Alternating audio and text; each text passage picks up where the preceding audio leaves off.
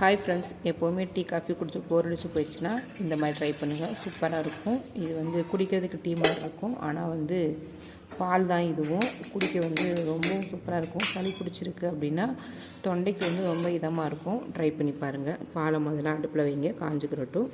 அதுக்கடுத்து பார்த்திங்கன்னா மிக்ஸி ஜாரில் பார்த்திங்கன்னா 2 ஸ்பூன் வந்து கொத்தமல்லி நல்லா காஞ்சிருக்கணும், பதமாக இருந்துடக்கூடாது. அப்போ தான் வந்து மிக்சியில் அரைக்கும் போது நல்லாயிருக்கும், பாலில் போடும்போது நல்லா வாசனையாகவும் இருக்கும். இதில் கொஞ்சம் ஏலக்காய் சுக்கு போட்டுக்கோங்க.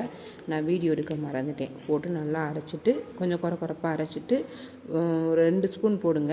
போட்டு நல்லா வந்து சீனி போடக்கூடாது, கருப்பட்டி வெல்லம் போட்டு ஒரு பாத்திரத்தில் எடுத்து வச்சுக்கோங்க. நல்லா கொதித்து சுண்டுன உடனே அந்த கருப்பட்டியில் வந்து நல்லா வடிகட்டி நல்லா ஆற்றி குடிச்சு பாருங்கள். அவ்வளோ சூப்பராக இருக்கும். சின்ன பிள்ளைங்கள்லேருந்து பெரிய பிள்ளை வரைக்கும் எல்லாருமே குடிக்கலாம். செம்மையாக இருக்கும். ட்ரை பண்ணி பார்த்துட்டு கமெண்ட் பண்ணுங்கள் ஃப்ரெண்ட்ஸ். தேங்க்யூ.